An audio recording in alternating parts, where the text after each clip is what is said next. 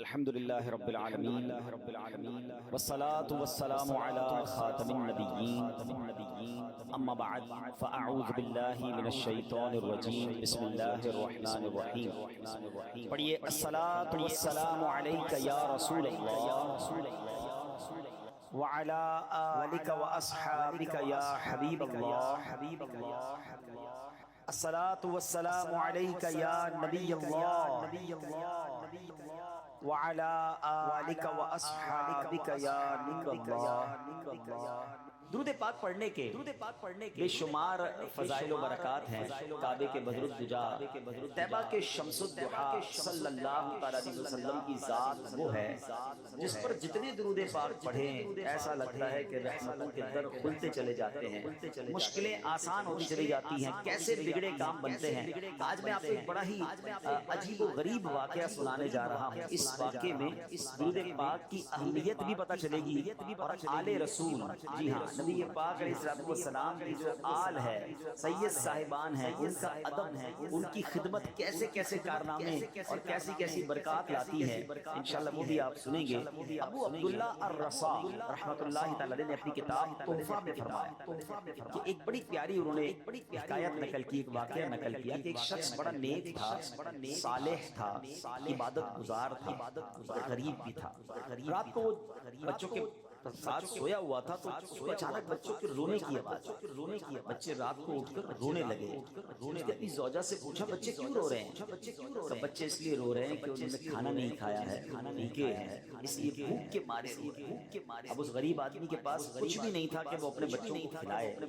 اس نے کیا کیا، اپنی فیملی ممبرز کو جمع کیا، اپنے بچوں کو جمع کیا اور کہا چلو کھانے کو تو کچھ نہیں ہے مگر سب مل کر اللہ کے آخری نبی محمد عربی صلی اللہ علیہ وسلم کی ذات پر درود پاک پڑھتے ہیں۔ اللہ درود کی برکت سے ہماری مشکل آسان کرے۔ کیسا عقیدہ اور کیسا اس کا بلیف تھا۔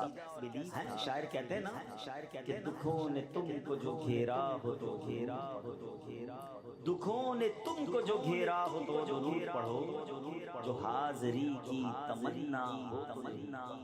تو اس نے کیا کیا کہ اپنے بچوں کو جمع کیا اور درود پاک پڑھنے لگا۔ درود پڑھتے پڑھتے نیند آ گئی، آنکھیں بند ہوئیں، آنکھیں تو بند ہو گئیں مگر قسمت جاگ اٹھی۔ سرکار دو عالم صلی اللہ علیہ وسلم خواب میں تشریف لائے، میں فلاں بن فلاں کے گھر کل جانا، اسے میرا سلام کہنا اور اس کو کہنا جو تمہاری دعا تھی وہ قبول ہو گئی ہے، اور اس سے یہ کہنا کہ جو اللہ کریم نے تجھے عطا فرمایا اس میں سے میری مدد کر۔ یہ شخص اٹھا اور بڑا خوش تھا کہ نبی پاک کی زیارت ہو گئی ہے، مگر جب اسے پتا چلا کہ میرے آقا نے جس کے پاس مجھے بھیجا ہے وہ تو شہر میں بڑا مشہور آدمی ہے اور وہ تو مجوسی ہے۔ مجوسی کہتے آگ کی پوجا کرنے والے کو۔ کہنے لگا کہ اللہ کے نبی مجھے مجوسی کے پاس کیسے بھیج سکتے ہیں؟ اس کو سلام بھی دے رہے ہیں، اس کو کہہ رہے ہیں کہ تیری دعا بھی قبول ہو گئی ہے، اللہ نے مال جو دیا میری مدد کر دیا۔ اچھا یہ بھی مسئلہ پڑا ہوا تھا کہ شیطان نبی پاک کی صورت میں آ نہیں سکتا، خواب دیکھا ہے تو پیارے آقا ہی ہوں گے۔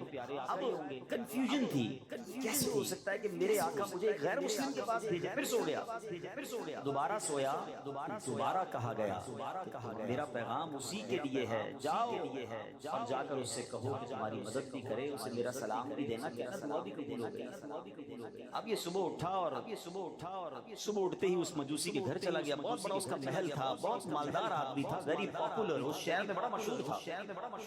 یہ گیا اس کے پاس تو چونکہ بزنس مین بھی تھا تو بہت سارے لوگ بیٹھے تھے اس کے پاس اور وہ لوگ اسے کاروبار کی باتیں کر رہے تھے۔ یہ نیک شخص گیا اور جا کر کہتا ہے کہ میں آپ سے بات کرنا چاہتا ہوں مگر اکیلے میں بات کرنا چاہتا ہوں۔ مجوسی نے سب کو ہٹا دیا، کہا بتاؤ کیا بات ہے؟ کہا کہ مجھے میرے آقا ہم مسلمانوں کے نبی صلی اللہ علیہ وسلم کی زیارت ہوئی اور میرے آقا نے آپ کو سلام فرمایا اور آپ کے لیے کچھ پیغام بھی دیا۔ مجوسی کہتا ہے تم مجھے جانتے ہو؟ میں تو تمہارے نبی کو اپنا نبی نہیں مانتا، میں تو مسلمان نہیں ہوں، تمہیں کسی اور کے پاس بھیجا گیا ہوگا۔ کہا نہیں، میرے آقا نے تمہارے پاس ہی بھیجا ہے، بلکہ یہ بھی کہا ہے کہ تمہیں سلام بھی دوں اور یہ بتاؤں کہ تمہاری دعا قبول ہو گئی جو تمہارے لیے مانگی گئی، اور تمہیں اللہ نے جو مال دیا ہے اس میں سے میری مدد کرو۔ مجوسی کہتا ہے میرے ساتھ اندر چل، کمرے کے اندر لے گیا اور اندر جا کر کہتا ہے من کلمہ پڑھا، اور اس کے ہاتھ پر کلمہ پڑھنا شروع ہو گیا، اشہد ان لا الہ الا الا اللہ وحدہ لا شریک لہ واشہد ان محمدا عبدہ ورسولہ۔ اب یہ نیک آدمی حیران کہ میں نے تو کچھ بھی نہیں کہا، اس نے کلمہ پڑھنا شروع کیا۔ اب اس نے فوراً کیا کیا، اپنی بیٹی کو بلایا، اپنے بیٹے کو بلایا، کہا دیکھو میں نے کلمہ پڑھ لیا ہے، میں مسلمان ہو گیا ہوں، اگر تم مسلمان ہوتے ہو تو ٹھیک ہے ورنہ میرا تمہارا رشتہ ختم۔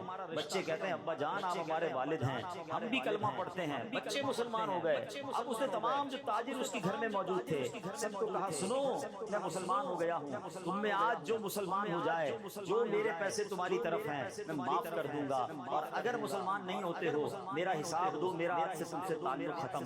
کئی لوگوں نے کلمہ پڑھنا شروع کر دیا، مسلمان ہو گئے۔ اب یہ جو نیک بندہ پیغام لے کر آیا تھا یہ پریشان ہو گیا، کہتا بھائی مجھے بتاؤ تو صحیح ماجرا کیا ہے، ابھی تو میں نے بات پہنچائی ہے، آپ نے بھی کلمہ پڑھ لیا، آپ کی فیملی کے لوگ، آپ کے دوست بھی کلمہ پڑھنے لگے ہیں، مجھے بات تو بتائیں۔ کہا بات اب میں تمہیں بتاتا ہوں، بات یہ ہے کہ میری بچی اور بچی کی شادی کچھ دنوں پہلے ہوئی ہے۔ اچھا مجوسی مذہب میں بھائی بہن کی شادی بھی لوگ کیا کرتے ہیں، کہ میرا بیٹا اور میری بیٹی ہے، میں نے ان دونوں کی شادی کی تھی، بہت بڑی دعوت تھی، بڑے جناب کھانے پکائے، اور میں نے جب دعوت سے فارغ ہوا اپنے کمرے میں جا کر لیٹا تو مجھے اپنے گھر کے برابر کے ایک چھوٹے سے گھر سے رونے کی آواز آئی۔ میں نے کان لگایا، ایک بچی کی آواز تھی جو اپنی ماں سے کہہ رہی تھی اماں جان ہمارے پڑوسی نے اچھا معاملہ نہیں کیا، اس نے آج ہمارے ساتھ بڑی زیادتی کی ہے، ہم تو اللہ کے نبی علیہ السلام کی اولاد سے ہیں، ہم تو سید صاحبزادیاں ہیں،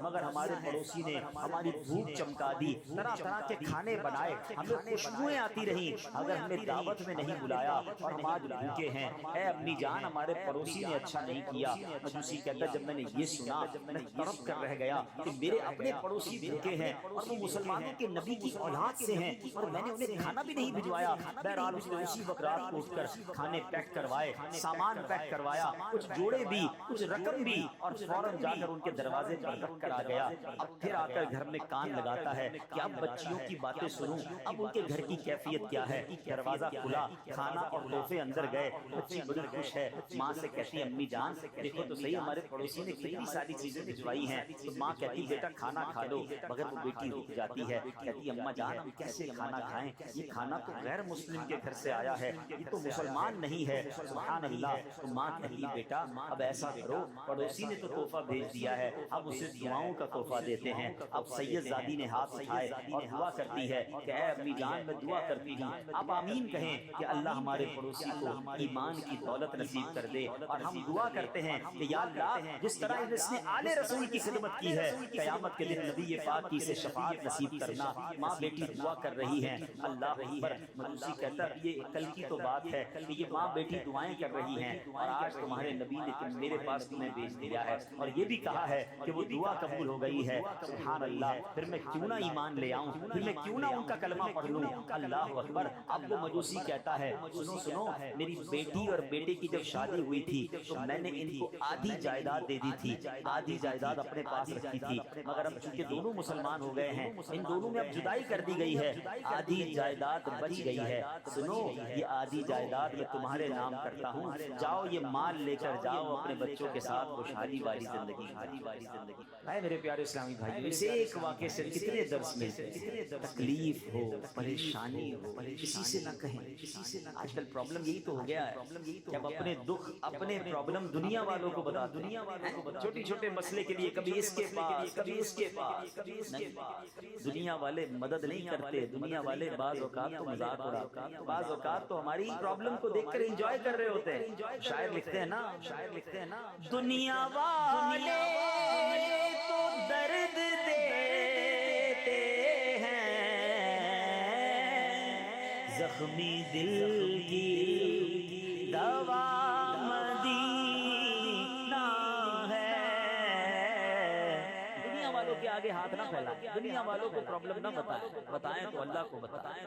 اللہ نے اپنے حبیب علیہ السلام کو بڑا کریم بنایا، نبی پاک اپنے امتیوں پر بڑے مہربان ہیں، ان کی بارگاہ میں عرض کریں دنیا والوں کو نہ بتائیں۔ ایک اور شاعر کہتے ہیں نا کسی کا احسان کیوں اٹھائیں، کسی کو حالات کیوں بتائیں کسی کو پرابلم میں، کیوں بتائیں کسی کو تکلیف میں، کسی کا احسان کیوں اٹھائیں، کسی کو حالات کیوں بتائیں، آقا تمہیں سے مانگیں گے تم ہی دو گے تمہارے در سے ہی لو لگے ہمیں سرکار دو عالم علیہ السلام کی بارگاہ میں درود پاک پڑھنے چاہیے درود پاک ویسے بھی پریشانیوں کو لے جاتا ہے ایک آدمی نے کیا کیا کھانے کو کچھ نہیں تھا مگر کیا شاندار پلان کیا کہ بچوں کو بٹھایا اور سب نے دکھی دل کے ساتھ اپنے نبی کو یاد کرنا درود پاک پڑھنا شروع کر دیے اور آقا پھر کیسے کریم ہے سبحان اللہ فریاد امتی جو کرے حال زار فریاد امتی جو کرے حال زار میں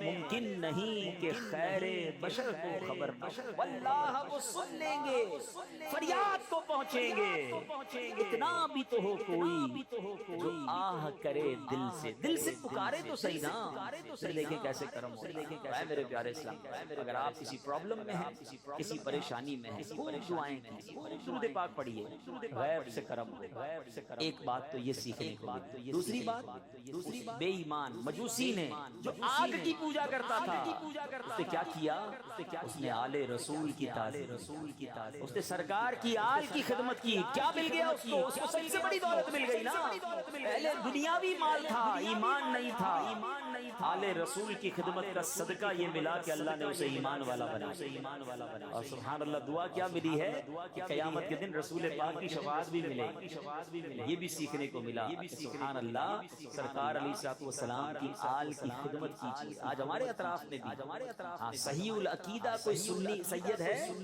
خوب خدمت کیجیے ہاں یہ نصیب والوں کو حصہ ملتا ہے بلکہ میرے شیخ طریقت امیر اہل سنت تو اہل بیت سے آل رسول سے اتنا پیار کرتے ہیں کہ آپ نے فرمایا کہ اپنی کمائی کا کچھ حصہ مختص کر دیں آل رسول کی خدمت کے لیے اور پھر اس کمائی اس حصے سے سید خاندانوں کی سید صاحبان کی خدمت کریں ارے جس کے نانا کا صدقہ کھا رہے ہیں اگر ان کی اولاد کی خدمت کر دیں گے تو انشاءاللہ بیڑا پار ہو جائے گا سیدی اعلیٰ حضرت کہتے ہیں نا سب مل کے پڑھیں گے تیری نسل پاک میں ہے بچہ بچہ نور کا تیری نسل پاک میں ہے بچہ بچہ نور کا تو ہے عین نور تیرا سب گھرانہ نور کا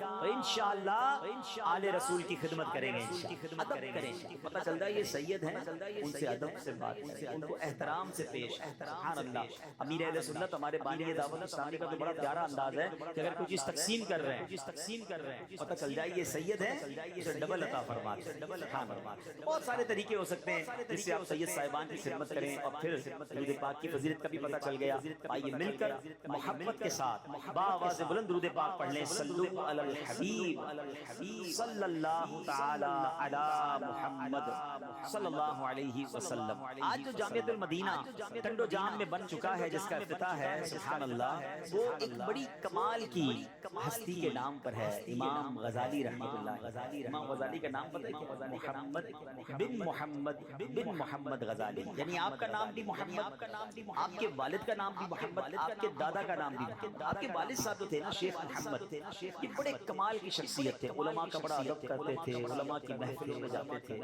آپ کو بیٹے کی بڑی تمنا تھی شیخ محمد جب کسی محفل میں جاتے وہاں جا کے دعا کرتے کہ یا اللہ مجھے بیٹا بھی عطا فرما اور اسے عالم بھی بنا اسے دین کا عظیم مبلغ بنا ابھی ہم سب کے لیے یہ بھی درس ہے لوگ بیٹا تو مانگتے ہیں مگر اس لیے مانگتے ہیں کہ میرا وارث آ جائے میری نسل آگے بڑھے میرا گھر کا کوئی سہارا آ جائے اگر اس میں یہ نیت شامل کر لی جائے کہ اللہ بیٹا بھی دے اور اس بیٹے کو دین کا عظیم عالم بھی بنا دے اللہ اسے مفتی بنا دے اسے مبلغ بنا کہ جو جا کر دنیا بھر میں دین کی خدمت کرے اور میرا نام روشن کرے ہمیں یہ سوچ رکھنی چاہیے اللہ نے ان کی دعا کیسے قبول کی اللہ نے ان کو ایسا بیٹا دیا جو کروڑوں لوگوں کی تقدیر بدلنے والا بن گیا سبحان اللہ جب بیٹا ہوا تو بیٹے کا نام بھی انہوں نے محمد رکھا اپنا نام بھی محمد تھا ان کے والد کا نام بھی محمد تھا اپنے بیٹے کا نام بھی محمد رکھا اور پھر رہتی دنیا سبحان اللہ انہیں امام غزالی کے نام سے جانتی ہے.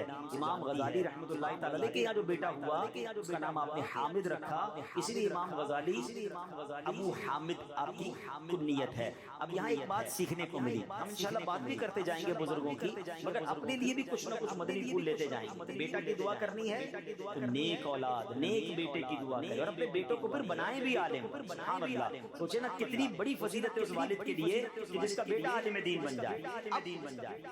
ایک اور بات یہ سیکھنے کو ملی کہ نام کیا رکھا؟ محمد.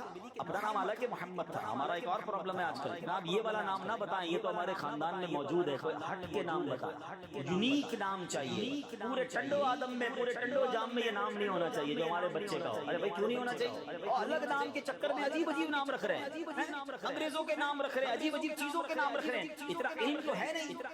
کیا حرج ہے اگر ہمارے گھر میں ایک سے زائد محمد ہو، ایک سے زائد فاطمہ ہو، ایک سے زائد مریم ہو. سبحان اللہ. میں آپ کو بتاؤں کبھی موقع ملے تو یہ جو اصحاب بدر تھے 313، ٹھیک ہے، اس وقت دنیا میں 313 ہی، مطلب اگر میں اجمالاً بات کروں تو وہی کلمہ پڑھنے والے مسلمان مرد تھے. ان کے نام تو پڑھے ہیں، اصحاب بدر کے نام کا وظیفہ ویسے بھی بڑا مقبول ہے، کبھی ان کے نام کا ورد کریں تو آپ کو اندازہ ہوگا کہ ان 313 میں بہت سارے عبداللہ ہیں، بہت سارے عمر ہیں، بہت سارے زید ہیں، بہت سارے حارث ہیں. ایک ہی نام ہے اور محمد نام. سبحان اللہ. سنو، اپنے خاندان میں جب بیٹا پیدا ہو تو یا تو اس کا نام محمد رکھے یا احمد رکھے. سرکار دو عالم صلی اللہ علیہ وسلم نے فرمایا کہ جو عشق مصطفیٰ میں برکت کے لیے اپنے بیٹے کا نام محمد رکھے وہ اور اس کا بیٹا جنت میں جائیں گے.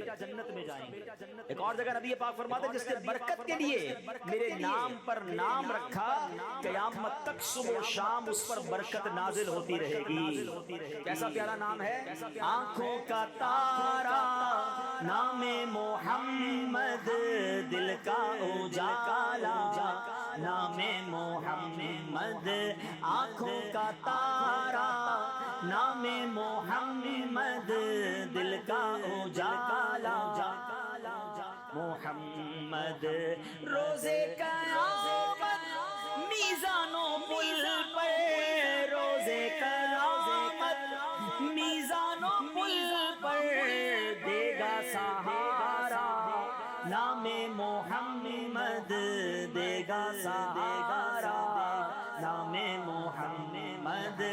آنکھوں کا تارا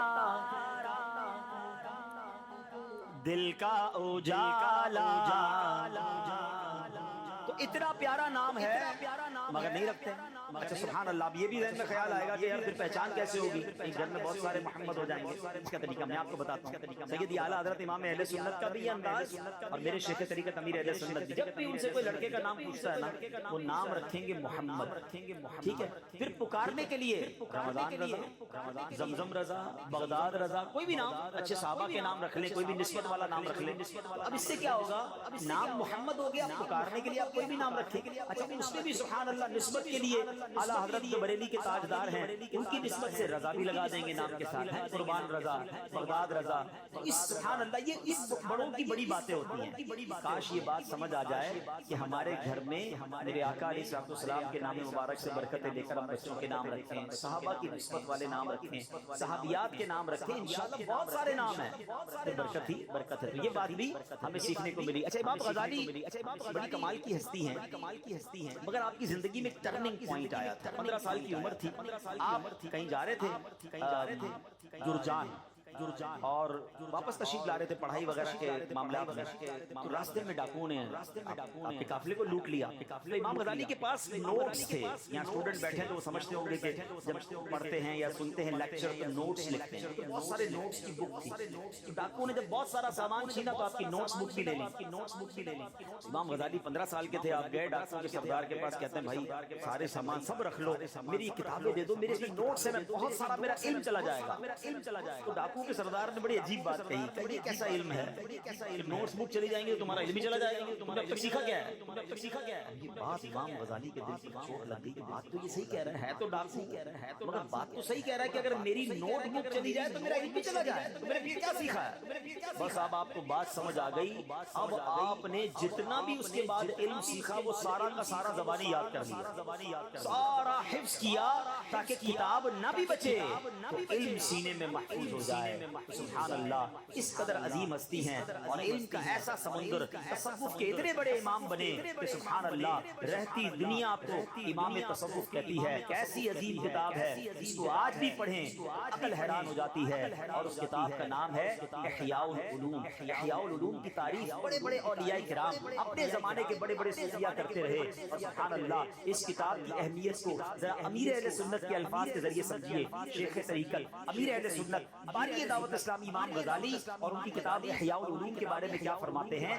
آپ فرماتے ہیں کہ الحمدللہ جہاں میرے آقا اعلیٰ حضرت امام اہل سنت مولانا الشاہ امام احمد رضا خان علیہ رحمت الرحمان کا عقائد و اعمال کی پختگی کے معاملے میں مجھ پر فیضان ہے، وہاں باطن کی اسلام میں حجت الاسلام سیدنا امام محمد بن محمد غزالی کا مجھ پر بڑا احسان ہے. امام غزالی کی منہاج العابدین اور احیاء العلوم وغیرہ پڑھتے ہوئے بارہا ایسا محسوس ہوتا ہے گویا مجھے ہی کان پکڑ کر سمجھا رہے ہیں کہ بڑا نیک بنا پھرتا ہے، ذرا اپنے آپ کو تو دیکھ، مجھ میں تو یہ بھی خرابی ہے، تیرے اندر تو وہ بھی برائی ہے. نیز جب بھی پڑھو ایسا لگتا ہے کہ روح کو نئی نئی غذائیں مل رہی ہیں. ان کی کتب ایک آدھ بار پڑھ کر رکھ دینے والی نہیں، زندگی کے آخری سانس تک پڑھے جانے کے لائق ہے. سرکار اعلیٰ حضرت اور امام غزالی کی مبارک کتابیں اگر مطالعے میں نہ آتی تو شاید میں برباد ہو جاتا. خدا کی قسم حجت الاسلام امام محمد بن محمد غزالی نے احیاء العلوم لکھ کر امت پر احسان عظیم فرمایا ہے. اب آگے فرماتے ہیں دعوت اسلامی کے تمام جامعات المدینہ اور مدارس المدینہ کے جملہ اساتذہ، ناظمین و ناظمات، طلباء اور طالبات، سبھی مبلغین و مبلغات، تمام اسلامی بھائی اور اسلامی بہنوں کی نیز مدنی چینل کے ناظرین کی خدمات میں میری دست بستہ مدنی التجا ہے. یہ کون کہہ رہا ہے؟ وقت کے امام ہمارے امیر اہل سنت کہہ رہے ہیں کہ میری التجا ہے کہ احیاء العلوم کا مطالعہ نہ کیا ہو تو پہلی فرصت میں فرما لے. اللہ تعالیٰ ان کے مزار پر کروڑوں رحمتوں کی بارش نازل فرمائے اور ان کے فضیل و برکات سے ہمیں مالا مال فرمائے. امام غزالی کی ابھی بات ہو رہی تھی نا، آپ کا بھی ایک فرمان سنیے. آپ کہتے ہیں علم کامیابی کی بنیاد اور دین کا قطب ہے. سبحان اللہ، علم کے بغیر کامیابی نہیں ملتی. آپ کو پتہ ہے اس دنیا میں سب سے پہلے جس انسان کی تخلیق کی گئی حضرت آدم علیہ نبینا علیہ السلام. ٹھیک ہے، ہم آدمی کیوں کہلاتے ہیں کہ حضرت آدم کی اولاد ہیں. اور آپ کو پتہ ہے حضرت آدم کو اللہ نے کیسا علم دیا، آپ کو فرشتوں سے سجدہ کروایا گیا. ایک بڑی ڈبیٹ ہے قرآن میں، بڑی تفصیل ہے کہ اللہ نے جو فرشتوں سے مکالمہ کیا، فرشتے کہنے لگے اے اللہ کو اس کو خلیفہ بنائے گا تو زمین پر جا کر اس کی قوم، اس کی جو اولاد ہے وہ قتل و غارت گری کرے گی. اللہ پاک نے فرمایا میں وہ جانتا ہوں تم نہیں جانتے. پھر رب نے کچھ اشیاء کے نام پوچھے کہ بتاؤ اس کے نام کیا ہیں. کچھ علوم کے سوالات ہوئے، فرشتے جواب نہ دے سکے. عرض کرتے مولا ہم تو وہی جانتے ہیں جو تم نے ہمیں بتایا ہے. اللہ نے پھر حضرت آدم کو علم عطا فرمایا. کتنا علم عطا فرمایا؟ قرآن کہتا ہے وَعَلَّمَ آدَمَ الْأَسْمَاءَ كُلَّهَا، اور اللہ تعالیٰ نے آدم کو تمام اشیاء کے نام سکھا دیے. کیسا علم تھا؟ اللہ اکبر، ذرا سنیے گا ایمان تازہ ہو جائے گا کہ علم کتنا تھا. حضرت آدم علیہ السلام کا علم شہرائے آفاق تفسیر قرآن روح البیان میں موجود ہے.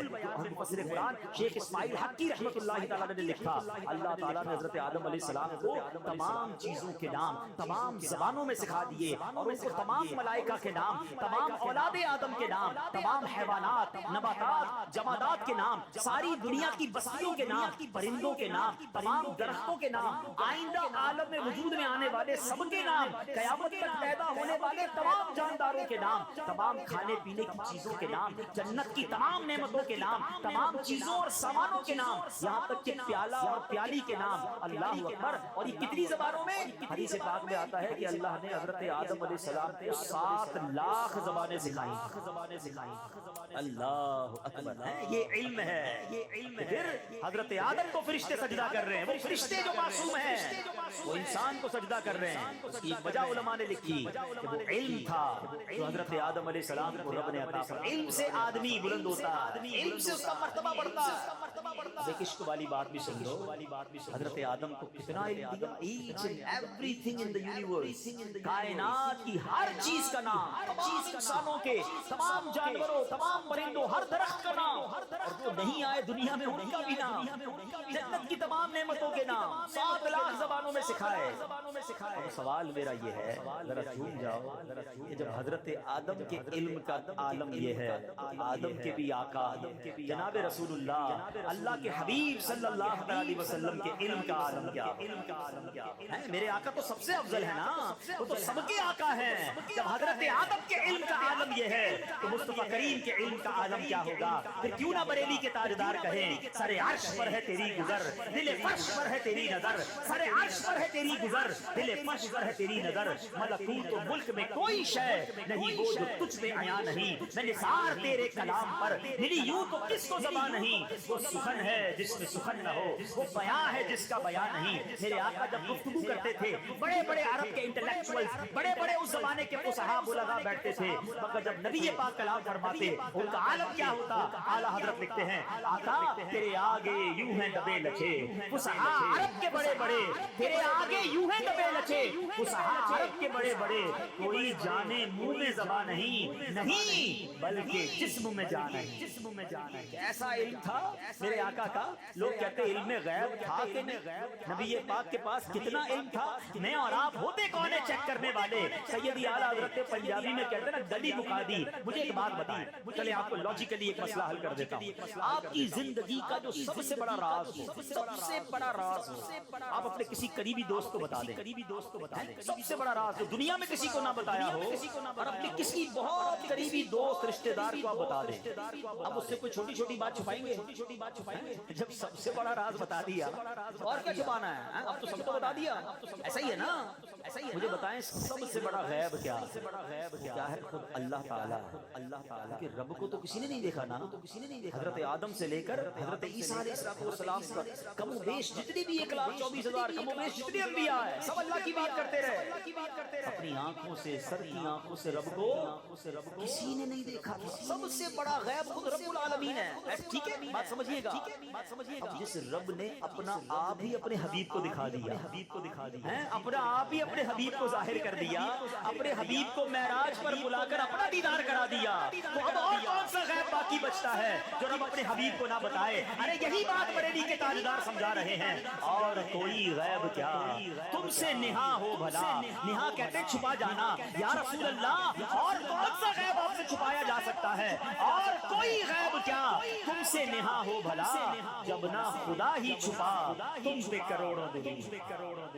یہ شان ہے میرے آقا کی. پھر آتا ہوں بات علم کی بات ہے. آج ایک علم کی مجلس ہے. علم دین کا شوق دل میں پیدا کرو. جو لوگ مجھے مدری چینل پر سن رہے ہیں، آج دنیا بھر میں دوڑیں لگی ہیں، یہ ڈپلوما، یہ جناب کورس، تو فلاں ٹیکنالوجی. میں نہیں کہتا دنیاوی تعلیم حاصل نہ کریں، مگر سبحان اللہ آپ مجھے پوری ہماری ہسٹری میں، ہمارے قرآن و حدیث میں کہیں کسی انجینئر، کہیں کسی ڈپلوما ہولڈر، کہیں پی ایچ ڈی اسکالر کی آپ مجھے فضیلت نہیں بتا سکتے. اگین ہم دعوت اسلامی والے دنیاوی تعلیم کے خلاف نہیں ہیں، مگر ایک بات ضرور کہیں گے، دنیاوی وہ تعلیم ضرور درست نہیں ہے جو آپ کو دین سے دور کر دے، جو اللہ سے دور کر دے، اللہ کے حبیب سے دور کر دے، جو اسلام پر اعتراض کرنے والا بنا دے. وہ تعلیم کسی کام کی نہیں. ہاں آپ شرعی باؤنڈری کے اندر رہ کر دنیاوی علوم حاصل کریں، ٹھیک ہے، یہ اوکے ہے، مگر مجھے ایک بات تو بتاؤ نا کہ سبحان اللہ حافظ قرآن کے فضائل آپ کو قرآن و حدیث میں ملیں گے، عالم دین کے فضائل آپ کو قرآن و حدیث میں ملیں گے. اور پتہ ہے کیسے فضائل ملیں گے؟ ایمان تازہ ہو جائے گا. آئیے میں آپ کو حدیث سناتا ہوں. کیوں نہ علم دین کا شوق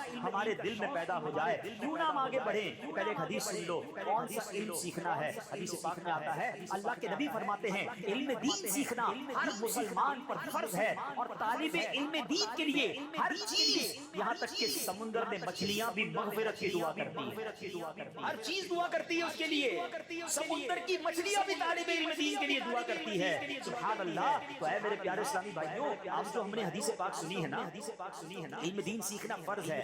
اب کون سا علم دین، کون سا علم سیکھنا فرض ہے؟ ذرا یہ سمجھ لیجئے گا، اس کی وضاحت سن لیجئے. اس حدیث پاک سے کہ دنیا کا کالج اور یونیورسٹی کا علم مراد نہیں ہے. جس علم کو فرض کہا گیا، آؤ میں بتاتا ہوں وہ کون سا علم ہے. سب سے پہلے اسلامی عقائد کا علم سیکھنا فرض ہے. پتا تو ہو اللہ کے بارے میں عقیدہ کیا ہے، رسول کے بارے میں ہمارا عقیدہ کیا ہے، جناب فرشتوں اور قیامت، جنت اور دوزخ کے بارے میں ہمارا عقیدہ کیا ہے. آج تو عقائد ہی نہیں پتا، جس کی بات سنے کنفیوز ہو جاتے ہیں. اپنا عقیدہ مضبوط کرو، اپنے عقائد مضبوط کرو، یہ سب سے پہلا فرض ہے. آگے چلیے فرمایا اس کے بعد نماز کے فرائض اور شرائط اور مفسدات، یعنی جن سے نماز درست ہو جاتی ہے، جن چیزوں سے نماز ٹوٹ جاتی ہے، اس کا علم سیکھنا فرض ہے. رمضان مبارک کی تشریف آوری ہو جائے، جس پر روزے فرض ہو اس پر روزوں کا علم سیکھنا ضروری ہو جاتا ہے. جس پر زکات فرض ہو اس پر زکات کے ضروری مسائل سیکھنا فرض ہے. اسی طرح حج فرض ہو جائے تو حج فرض ہونے کی صورت میں حج کا علم سیکھنا فرض ہے. نکاح کرنا چاہے تو نکاح کا علم سیکھنا ضروری ہے،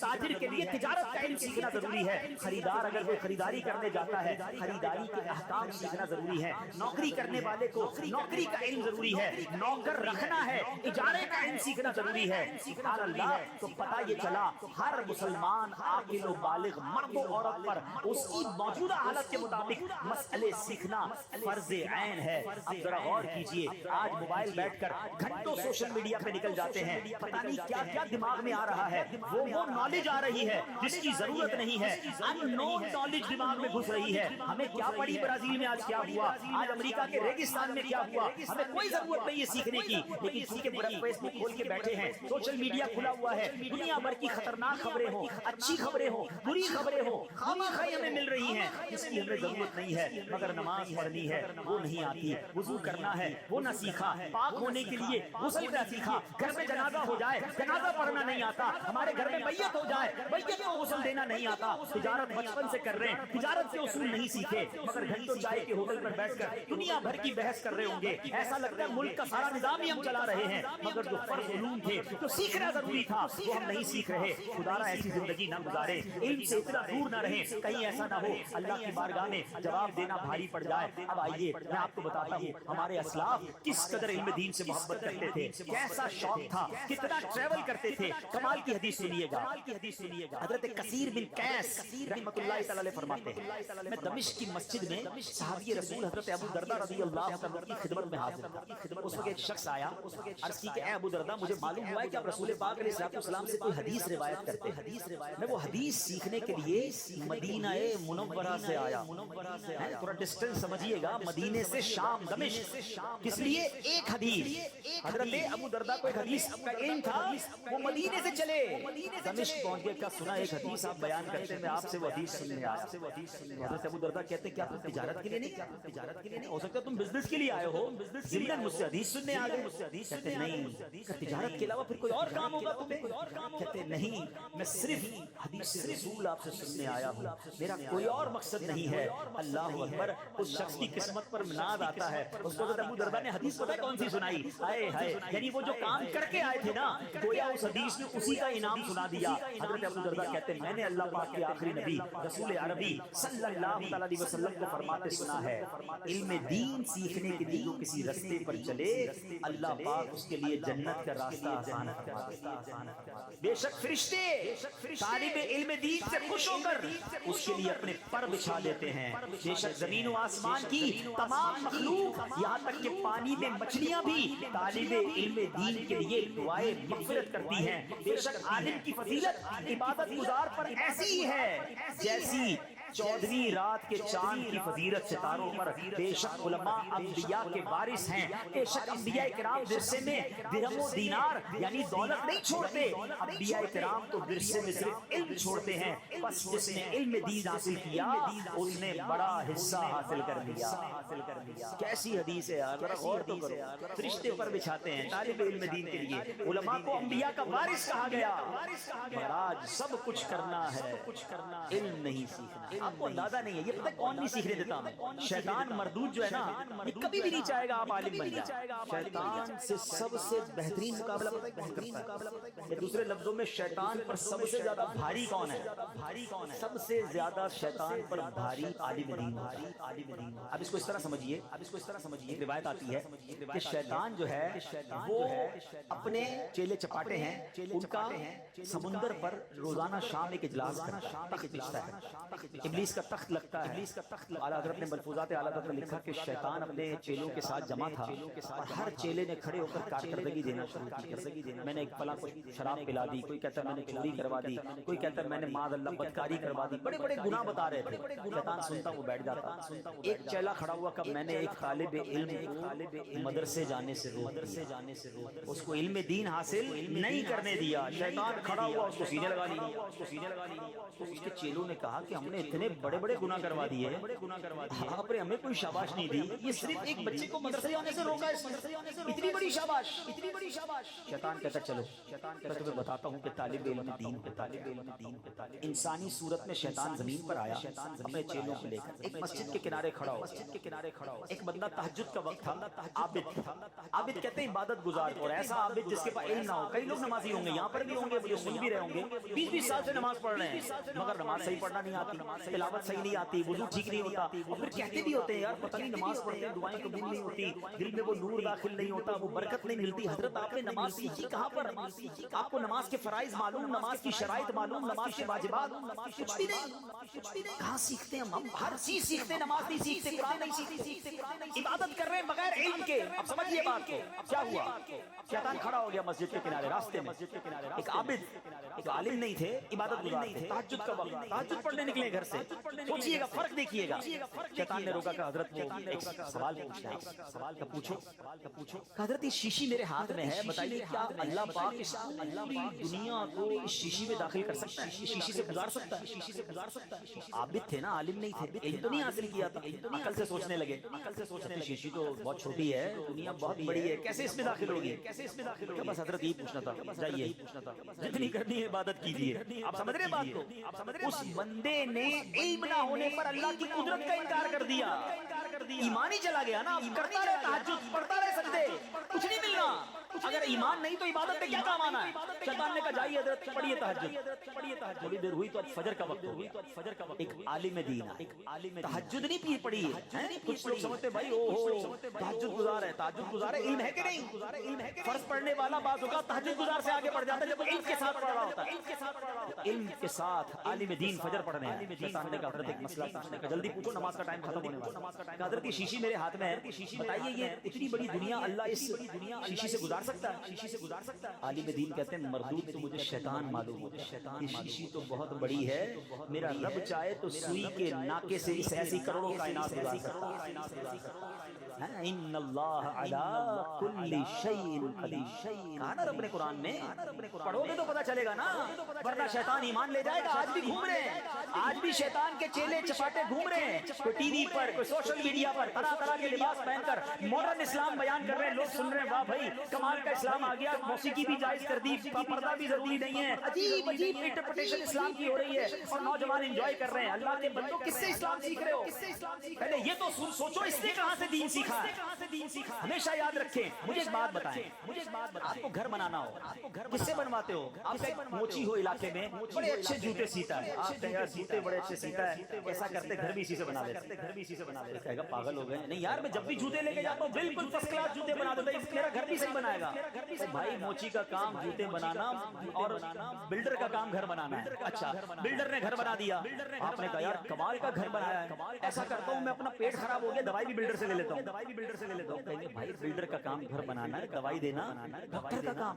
ایسا ہی ہے نا. چلے ڈاکٹر کے پاس گئے, ڈاکٹر صاحب نے دوائی دے دی, بالکل ٹھیک ہو گیا پیٹ, یار ڈاکٹر بہت اچھا ہے, اب ایسا کرتا ہوں میٹرک کی تعلیم بھی اسی سے لے لیتا ہوں, بچوں کو کہتا ہوں اسی سے پڑھ لو.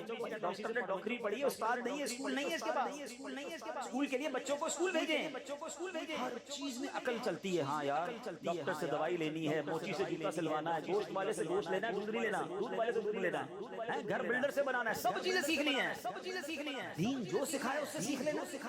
اتنا مظلوم ہو گیا میرا اسلام کہ جس کی مرضی وہ دین کی انٹرپریٹیشن کرے اور لوگ سننا شروع کر دیں. ایسا نہ کریں, علم دین ضرور حاصل کریں, مگر مستند عاشق رسول عالم دین سے حاصل کریں تاکہ وہ آپ کو صحیح علم دین سکھائے. دیکھیں نا ایمان ہی چلا گیا نا. اب شیطان نے سکھایا اپنے چیلوں کو کہ دیکھو مدرسے سے روکنا کتنا کمال تھا, کہ مدرسے سے روک لیا تو اب یہ بندہ دین سے دور ہو جائے گا. آج کچھ لوگ ہیں جو لوگوں کو علماء سے روک رہے ہیں, آج کچھ لوگ ہیں جو لوگوں کو دینداروں سے روک رہے ہیں کہ نہیں جناب مولویوں سے علماء سے بات نہ کرو, خود علم دین سیکھ لو. ارے بھائی کبھی میٹرک کے اسٹوڈنٹ کو کہا کہ کوئی ضرورت نہیں اسکول جانے کی, خود علم حاصل کر لو. کبھی ڈاکٹر سے کہا کتابیں پڑھ کر خود علاج شروع کر دو. کبھی بلڈر سے کھا کے جناب خود کتاب پڑھ کے گھر کھڑا کرنا شروع کرو. ہر چیز میں ڈگری چاہیے. وہ سمجھ آتی ہے عالم دین کی ڈگری تمہیں کیوں چوم رہی ہے. سمجھو اس بات کو. سونا جنگل، رات اندھیری، چھائی بدری کالی ہے. میرے اعلیٰ حضرت نے 100 سال پہلے کہا تھا اور آج یہ بات ثابت ہو رہی ہے کہ کچھ لوگ ایمان کے ڈاکو بن کر پھر رہے ہیں اور بھولا بھالا مسلمان کیونکہ خود علم دین سے دور ہے، خود علماء سے دور ہے، اس لیے ان کے چنگل میں پھنس رہا ہے. اپنے آپ کو مربوط کرو علماء دین کے قدموں سے، ان کے دامن سے وابستہ ہو جاؤ، پھر کوئی ڈاکو تمہارا ایمان نہیں چھین سکے گا. اعلیٰ حضرت نے کیا کہا؟ سونا جنگل، رات اندھیری، چھائی بدری کالی ہے. سونے والوں جاگتے رہیو، چوروں کی رکھوالی ہے. اعلیٰ حضرت کہتے ہیں آنکھ سے کاجل صاف چرا لیں. یہاں وہ چور ملاتے ہیں. آنکھ سے کاجل کیسے چوری ہو سکتا ہے؟ ایسا کیسا چور؟ ایسا چور ہے پتہ بھی نہیں چلے گا، تمہارا ایمان چھین کے چلا جائے گا. تمہیں لگے گا دین کی بات کر رہا ہے، تمہیں لگے گا اللہ کی بات کر رہا ہے، تمہیں لگے گا حدیث کو سنا رہا ہے، تمہیں لگے گا رسول کی بات ہو رہی ہے. نہیں جناب، ارادہ کچھ اور ہے. پہلے تمہیں علماء سے توڑے گا، پہلے تمہیں اولیاء سے توڑے گا اور آہستہ آہستہ تمہیں دین سے دور کر دے گا. آنکھ سے کاجل صاف چرا لے. یہاں وہ چور بنا کے ہیں، تیری گٹھڑی تاکی ہے اور تم نے نیند نکالی ہے. کاش یہ بات ہم آج سیکھ کر جائیں کہ یا تو خود عالم بنے، اپنے بچوں کو عالم بنائیں، ورنہ کم از کم علماء کے قدموں کی حاضری دینے والے بنے، علماء کی بات سننے والے بنے، ان سے محبت کرنے والے بنے. اور سنو یہ میں نہیں کہہ رہا، یہ اللہ کے حبیب صلی اللہ علیہ وسلم کی بھی حدیث پاک ہے. نبی پاک علیہ السلام کیا فرماتے ہیں؟ نبی پاک فرماتے ہیں، ابو امامہ باہلی رحمۃ اللہ تعالی علیہ اس حدیث کے راوی ہیں. نبی پاک علیہ السلام کی بارگاہ میں ایک عبادت گزار اور ایک عالم کا ذکر کیا گیا. وہ جہاں کے تاجدار صلی اللہ علیہ وسلم نے فرمایا فضل العالم علی العابد کفضل علی ادناکم. فرمایا عالم کی فضیلت عبادت گزار پر ایسی ہے جیسے میری فضیلت تمہارے ادنا یعنی سب سے کم رتبے والے پر. اب ذرا اس کیٹیگرائز کو سمجھیے گا، اس خوبصورتی کو سمجھیے گا. کیا فرمایا؟ عالم دین کی فضیلت عبادت گزار پر ایسی ہے جیسے آقا فرماتے میری فضیلت کم رتبہ امتی پر. اب غور کرنا ہے سب سے کم رتبہ امتی کون ہے؟ ہمارے آقا علیہ السلام کی اس پر فضیلت کتنی ہے؟ ذرا اس درجوں کو سمجھیے گا.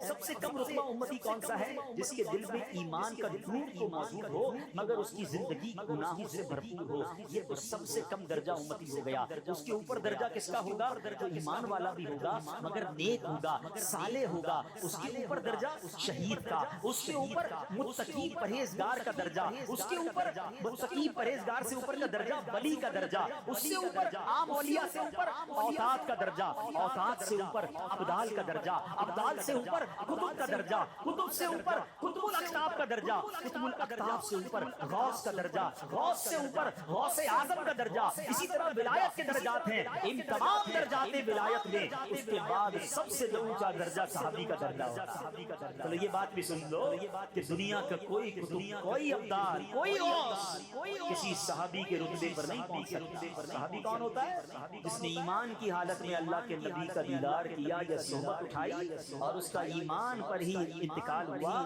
وہ صحابی رسول ہے. اور ہر صحابی جنتی ہے، ہر صحابی نبی. یہ بھی ہمارا عقیدہ مضبوط کرو نا. اس پہ بھی لوگ سوئی چھوڑنے آ جاتے ہیں.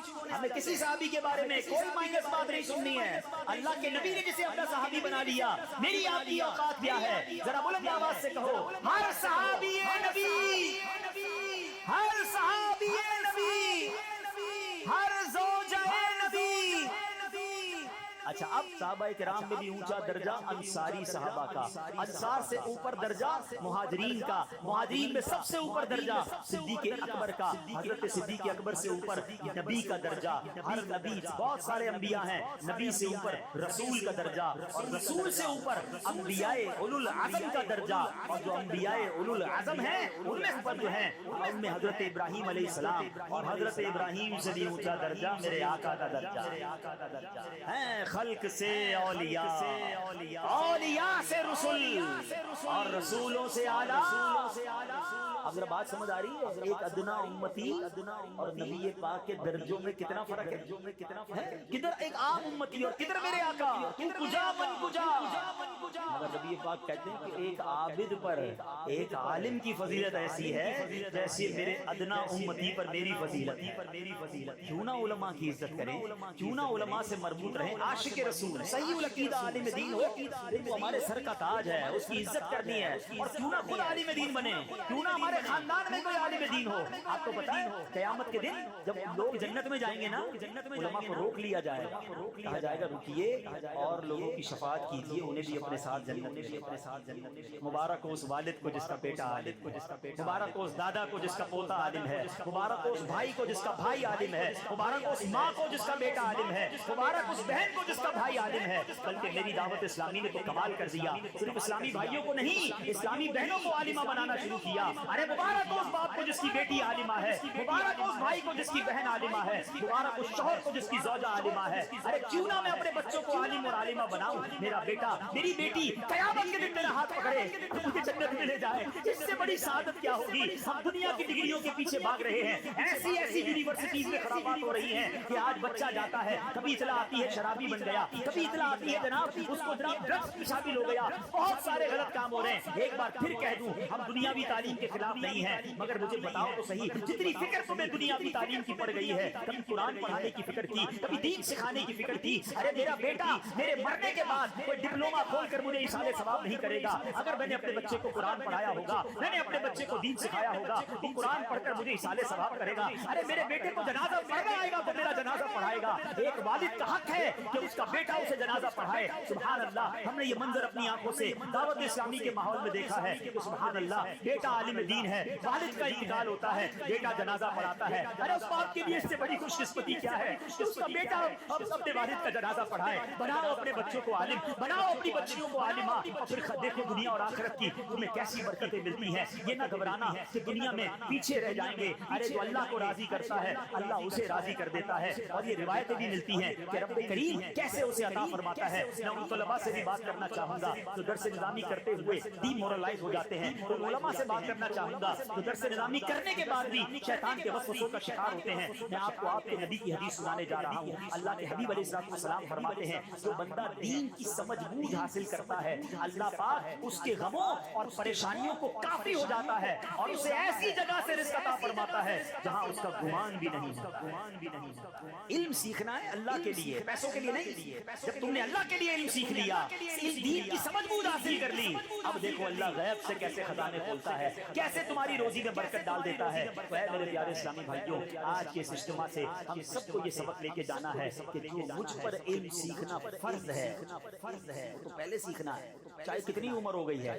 اس سے نہیں بچ سکتے، نہیں سیکھیں گے گناہگار ہوں گے۔ لیکن دعوت اسلامی کا اللہ بھلا کرے، اچھی بات تو یہ ہے 15-20 سال پہلے تو یہ لفظ بھی نہیں سنا تھا کہ کچھ علوم فرض بھی ہیں، فرض دین، فرض علوم بار بار دعوت اسلامی والوں نے کہنا شروع کیا، امیر اہل سنت نے سکھایا، اور سبحان اللہ قربان جائیے دعوت اسلامی کے ماحول پر فرض علوم کو شروع کروا دیا کہ چلو بھائی کچھ مہینوں کا یہ کورس ہے، ضروری علم ہے وہ تو سیکھ لو۔ اچھا پھر یہ ڈیمانڈ آئی کوئی ایک کتاب مل جائے جس کے ذریعے اگر وہ پڑھ لیں تسلی ہو جائے کہ یار جو علوم مجھ پر فرض ہیں وہ میں نے سیکھ لیے۔ اللہ سلامت رکھے دعوت اسلامی کو، فرض علوم سیکھیے۔ اس نام سے کتاب شائع کر دی، تھوڑی سی موٹی کتاب ہے مگر 100 روپوں کی ہوگی، مگر یقین کرے یہ فرض ہے مجھ پر سیکھنا۔ نہ جانے کیا کیا سیکھا، فرض علوم نہ سیکھے، اس کتاب کو حاصل کر لیں، آج پڑھنا شروع کریں، 2-4 مہینے میں پوری ہو جائے گی۔ اب تو ماشاءاللہ ہماری فیضان آن لائن اکیڈمی نے آن لائن فرض علوم کورس بھی کروانا شروع کر دیا۔ ادھر بیٹھے ہوئے یا دنیا بھر میں جو مجھے سن رہے ہیں، اگر آپ کو آج یہ ذہن بن رہا ہے کہ ہاں یار جاہل نہیں رہنا،